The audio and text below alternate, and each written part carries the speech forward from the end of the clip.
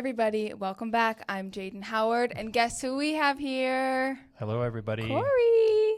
He's back from his winter vacation, winter disappearance. So we're happy to have him back. And today we're going to talk about where he's been, how he does what he does, and all that. Well, I'm happy to be back, first of all. Excited to be back with you guys.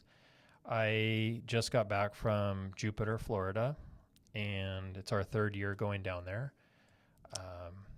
Kind of started going there to visit our older son who was in college down there, and then kind of made it a routine. Our middle son played baseball there, so we'd go down for kind of the snowbird winter months scenario, and made some friends down there. Found a really cool house that we rent from some friends, and it's just take each year by year. I love it. Are you so happy to be back? I'm happy to be back. Yeah, I mean, this is a beautiful time of year to be here. You came back on the rainiest week. It was nice for 2 days, and then it started to rain again. Of course. But I will say Florida's beautiful. It's kind of a one-trick pony, meaning it's the same weather, it's the same beach, it's the same. You could drive, Scooter would probably tell you this too, you could drive 3 hours up the coast, down the coast, and all the places are similar. So that's the one thing I love about the Pacific Northwest is you can change scenery. Yeah, just 5 minutes. Dramatically. Yeah. So it's nice. It's nice to be able to do both. I love it. No kidding. So did all your kids come with you? Who came with you? Well, our older son goes to Gonzaga. He just graduated. So he stayed here, and then Campbell and Charlotte went with us. Campbell played baseball. Nice. Charlie was on a swim team, and then they just did their homeschooled, so they went through their routine. Campbell just graduated high school. Nice. So things are changing at our household. Yeah, it's a big weekend. Yeah. So how are you able to go down to Florida for 4 or 5 months at a time? Well, you guys are a huge help, you and Scooter, being able to run the business while I'm gone. We do a lot of things virtually, but the showings, the open houses, the boots on the ground is you guys. It is a little slower in winter, as we all know, so I don't feel like I miss much. Yeah. The real question you're probably asking is how can I afford to do it? Yeah. It's buying houses since I was 19, investing in real estate. A lot of the people like to call it mailbox money, but just having rent checks come in and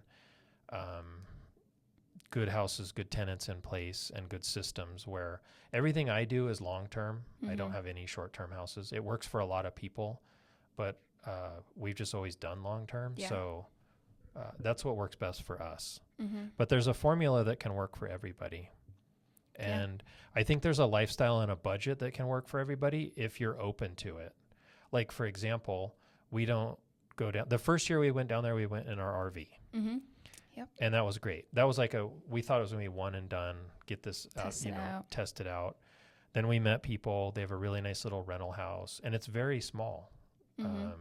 It's probably under 1,000 square feet, but it's right across the street from the beach. Yeah.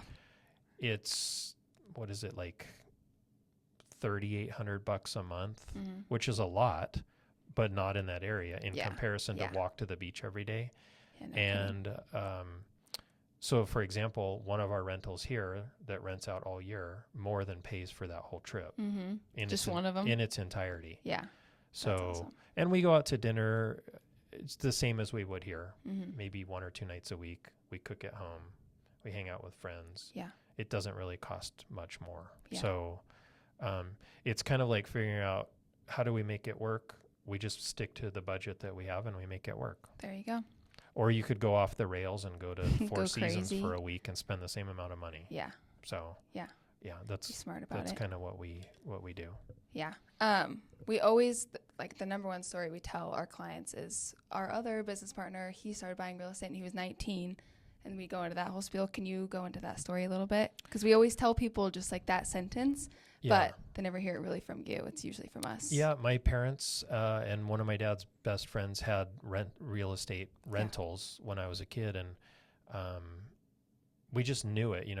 My parents had a few houses, and every time tenants would move out, we'd all go over and paint and tear up carpet. And even since I was a little kid, And I just remember watching it kind of grow and thinking, wow, that's a significant amount of money that comes in, and these houses are worth so much more. I remember my dad telling me stories like, yeah, I paid $22,000 for that house. My goodness. And I thought, I wonder if that's what it's gonna be when I'm his age, you know. And sure enough, the first house I bought, I was 19. It was $120,000, which was a lot. Yeah. I had 20,000 down, and I financed the 100. And it was actually one of my parents' rentals that they decided to sell, and I bought it from them. Oh, okay. And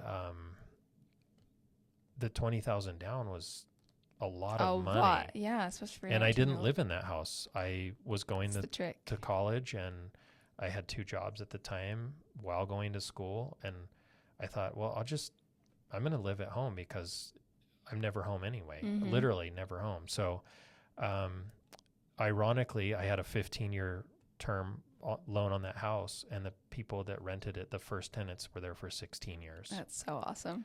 So they paid for that first house, and then we sold that house, 1031 exchanged it into another house, and it just evolved from there.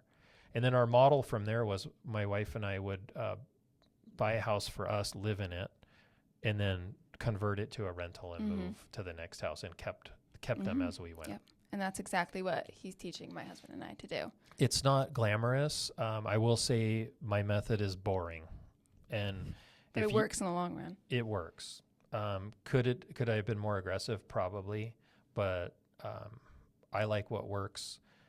I like sleeping at night, and we have a few very general guidelines. Like, we will live in every house that we buy. Not saying we would want to, but we would. Yeah. So that rules out a lot of stuff. And we're not in it for the, what's the highest ROI. We're in it for what is the best situation. So, like right now, we have enough houses for every member of our family. Yeah. If we wanted to do that, it's kind of nice, and that they would want to live in them. So that works for us. There's many different methods. Yeah. So he's a great coach. So he's been coaching Scooter and I on how to do that and how to get to where he is. I appreciate that. Okay, well, we heard a little bit about Corey and what he does in the winter and why it's just been us two, but we're so happy to have him back. But real quick, before we end the video, what's your piece of advice for maybe people stepping into the market, maybe people that are waiting, first-time home buyers, anything like that? I'll take it outside of the market in particular, but just in general, one thing I would recommend is if you have a passion, you have a sense of adventure, there's something that you've been wanting to do or try, learn everything you can about it, find people that can help you learn about it, and implement a timeline and try it. Because we're doing stuff now that I would have never thought possible just a few years ago. Yeah. And from moving to Idaho 6 years ago to what we're doing now, it completely upended my thoughts on what are possible. And now I wonder what's even possible beyond what I think is possible. Yeah. So my biggest piece of advice would be, real estate is incredible.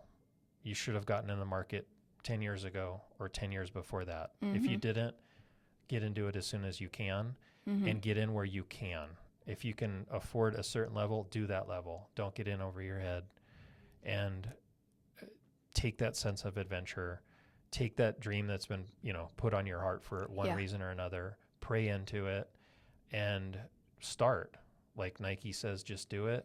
I like to tell you and Scooter, when's a good time to do it now? And I firmly believe that. Like, start where you can and start now. And, you guys know me. I'm very calculated, and I don't just do things haphazardly, but I learn about it, I start to implement it, and I pull the trigger. So that would be my biggest takeaway, is do little things, start to learn. My first trip to Florida was with some colleagues, 4 years ago? And we went there for a 1-week trip. And, my first trip to Coeur d'Alene was in our motorhome 7 years ago. Look where you are now. And look where you are now. So, and I went through my phases where I was like afraid, but who isn't? Yeah. If it doesn't work out, surround yourself with great people, great colleagues, and people that will tell you the truth, and go for it. Yeah. I like it. Okay, awesome. Okay, well, we're going to have tons of more videos coming with Corey, and then now that he's back, he kind of hit the ground running. We have tons of closings and listings and everything that happened in the past 2 weeks. So he has been busy since he came back. So we're going to have tons of videos coming up with Corey and all three of us now. So stay tuned for those and find us on all of our socials at Corey and Scooter Real Estate. And give us a like and a follow and subscribe and look for all of our videos coming up. Bye.